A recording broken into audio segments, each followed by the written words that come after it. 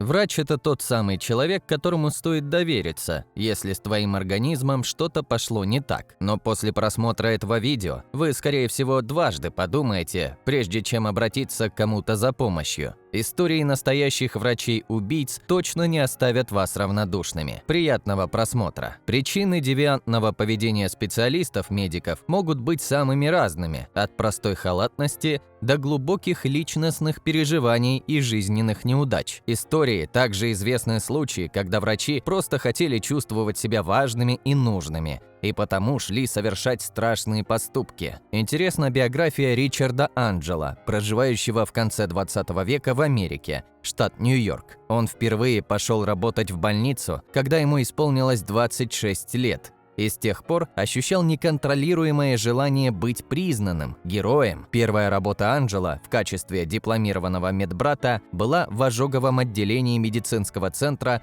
округа Нассау на Инст-Мидоу. Он пробыл там год, затем устроился в больницу Брансуик в Амитвилле, Лонг-Айленд, а позже оставил эту должность, чтобы переехать во Флориду со своими родителями. Но через 3 месяца снова вернулся на Лонг-Айленд и начал работать в больнице «Добрый самаритянин». Именно там миру открылись его скрытые желания. Ричард быстро зарекомендовал себя как высококвалифицированный и хорошо обученный специалист. Во многом благодаря своей деятельности Анджело придумал план. Он будет вводить тяжелые наркотики пациентам в больнице и доводить их до состояния близкого к смерти, часто до паралича, а затем демонстрировать свои способности, помогая спасти всех жертв, впечатляя коллег и пациентов своим опытом. Вот только не все пациенты успели получить спасительные инъекции. Его жертвами стали 10 человек, еще 25 чудом выжили. Впервые на Анджело обратили внимание в 1987 году. Тогда к пожилому человеку, получившему инъекцию наркотика, приставили другую медсестру. Та обнаружила в анализах пациента следы тяжелых препаратов, которые не были ему выписаны, и Анджело арестовали, поскольку у правоохранительных органов не оставалось сомнений, что именно он был виновником случившегося. На суде Ричард Анджело заявил, что вводил пациентам смертельные дозы опасного препарата только с одной целью. Ему хотелось спасать людей от неминуемой гибели. Ему хотелось, чтобы все вокруг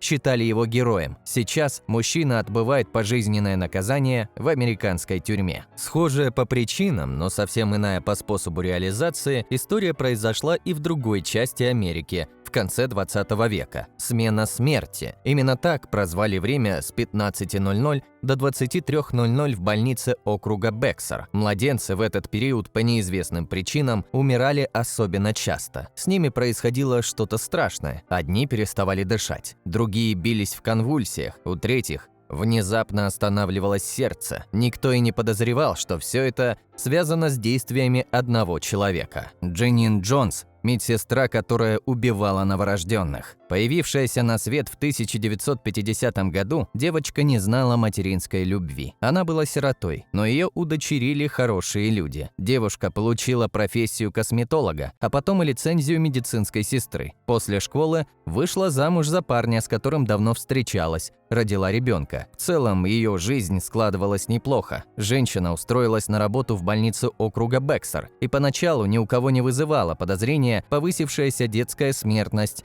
во время дежурств Дженнин. Но потом руководство инициировало внутреннее расследование, и одна из коллег медсестры своими глазами увидела, что Дженнин делала смертельные инъекции младенцам. Главный врач отреагировал очень странно. Он просто уволил обеих женщин, не желая привлекать внимание к инциденту со стороны общественности. Дженнин практически выскочила сухой из воды и без репутационных потерь, и моментально нашла новую работу в детской больнице Кервилла. Здесь история повторилась. Серьезное расследование началось лишь после смерти 15-месячной девочки. Челси Маклеллан родители привезли в больницу для постановки плановых прививок. Вот только после первого же укола что-то сразу пошло не так. У малышки случился припадок, а ее сердце остановилось. В ходе расследования удалось установить, что женщина крала со склада сукцинилхолин, препарат, вызывающий временный паралич мышц, и вводила его детям. Дженнин арестовали. Осудили ее всего за 2 убийства. Доказать остальные не удалось. По мнению следователей, она стала виновницей смерти не менее менее 60 младенцев. На допросах Дженин призналась,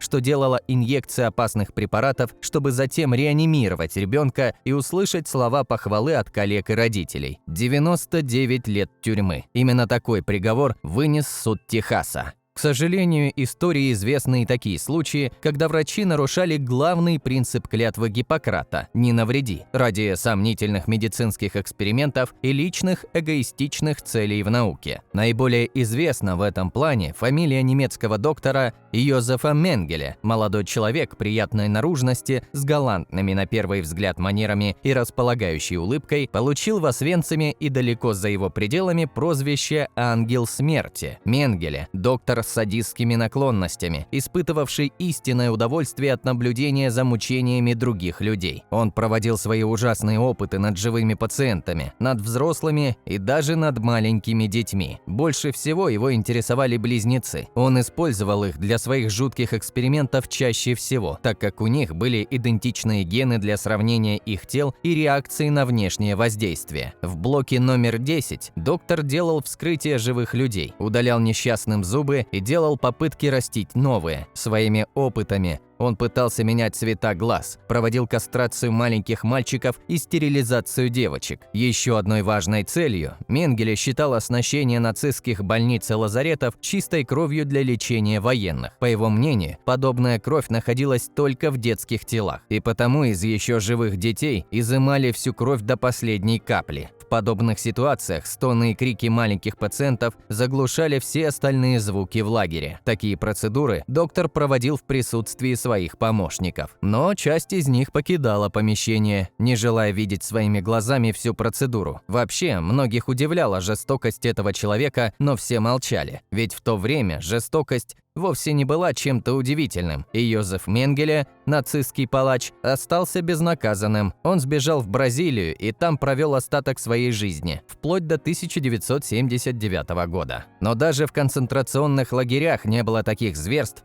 которыми прославились японские подразделения во времена Второй мировой войны, а точнее отряд 731 под руководством Сира Исии. Японский врач является автором десятков жутких медицинских экспериментов, унесших жизни тысяч людей. Отряд 731 совершал настолько чудовищные преступления против мужчин, женщин и детей, что страшно даже представить. Жертвами, как правило, становились китайские пленники. Отряд 731 в первую очередь представлял собой секретную организацию по исследованиям и разработкам химического оружия, замаскированную под управление по предотвращению эпидемий и очистке воды. Однако на самом деле он не был ни отделом профилактики эпидемий, ни центром исследования химического оружия. За бюрократическим туманом отряд 731 был реализован для узаконивания преднамеренных пыток и убийств невинных людей якобы во благо науки и прогресса. Под командованием Сира Исии отряд 731 принял участие в специальном проекте под названием «Марута». Это японское слово означает «бревна». Это отсылка к тому, как в шутку называли испытуемых их мучители. Официальное прикрытие объекта 731 заключалось в том, что это была лесопилка. Поэтому исследователи и охранники называли заключенных и жертв бревнами, чтобы сохранить проект в секрете, используя это слово в таких контекстах, как «сколько бревен упало сегодня». Заключенных заражали болезнями через инъекции, ампутировали конечности для изучения кровопотери, запирали людей в комнатах с вентиляторами, чтобы лучше понять влияние температуры и обезвоживания, а женщин часто насиловали, чтобы получить младенцев для использования в экспериментах. Многие опыты основывались на моделировании сценариев реальной жизни, чтобы помочь медикам понять, как лечить травмы военнослужащих. Например, подвергали заключенных обморожению рук, помещали в центрифуге, изучали влияние давления. Сира Исии был, наконец, арестован Соединенными Штатами во время оккупации Японии после Второй мировой войны, но так и не получил по заслугам. Он заключил сделку с правоохранительными органами – неприкосновенность в обмен на знания. И это сработало. Исии так и не был привлечен к ответственности за какие-либо военные преступления, а вскоре совсем исчез из поля зрения общественности на долгие годы, до самой смерти в 1959 году. Так порой под маской врачей скрываются настоящие маньяки. Жертвами становятся, как правило, самые уязвимые слои населения – дети и пожилые люди. Кристен Гилберт родилась 13 ноября 1967 года в городе Фолл-Ривер, штат Массачусетс. Росла девочка в довольно благополучной и спокойной атмосфере, где не было даже намека на домашнее насилие. Отец и мать Кристен вели законопослушный образ жизни. Оба родителя были весьма успешны в своих профессиях, что положительно сказывалось на материальном достатке семьи. Девочка была окружена любовью и заботой. Родители старались исполнять любую прихоть своей дочери. Идиллия продолжалась до переходного возраста. В подростковом периоде у Кристен начали проявляться первые нездоровые склонности к шантажу и обману. Она часто говорила о самоубийстве, если ее требования и пожелания не выполнялись. В студенческие годы она начала угрожать своим однокурсникам физической